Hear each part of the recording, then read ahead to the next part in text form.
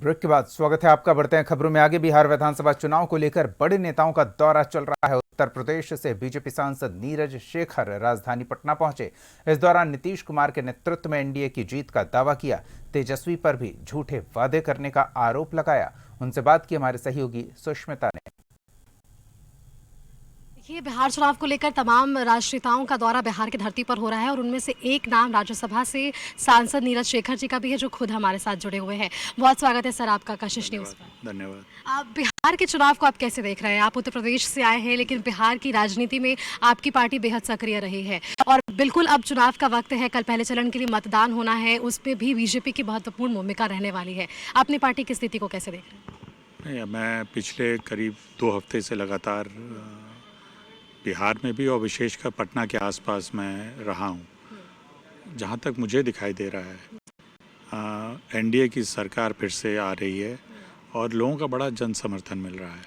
कई road show हुए, कई मीटिंग हुई, माननीय प्रधानमंत्री जी की, हमारे यशस्वी मुख्यमंत्री जी की, महाराज जी भी आए, सब लोग आए और एक संदेश इससे गया है और मुझे पूरा भरोसा है और मुझे लोगों के बीच जाके लगा कि उनका आशीर्वाद अभी भी एनडीए के साथ है। और जैसा कि हमारे गृह मंत्री जी ने कहा है, 2/3 बहुमत से हम लोग फिर से सरकार बना रहे हैं। वापसी सरकार की हो रही है और जो मैनिफेस्टो को लेकर भी तमाम चीज़ों का जिक्र हुआ नीरज जी, उस पर क्या आपकी राय होगी? बहुत बड़ा कदम है। जिन्होंने घोषणा पत्र बनाई है, माननीय सबके बड़े हमारे नेताओं के नेतृत्व में, हम लोग ने कहा हम लोग 1 करोड़ रोजगार देंगे। नहीं कहा कि हम हर परिवार में सरकारी नौकरी दे देंगे। इस प्रदेश का बजट 3.25 लाख करोड़ का है, तो ये हो ही नहीं सकता। जो संभव नहीं है उसको कैसे करेंगे?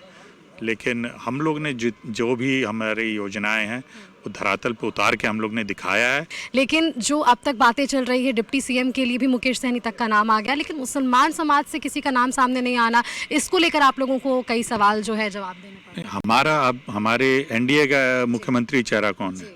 हमारा चेहरा स्पष्ट कर दिया था। अब गृह मंत्री जी ने बिल्कुल स्पष्ट कहा था कि हम लोग नीतीश जी के नेतृत्व में चुनाव लड़ रहे हैं।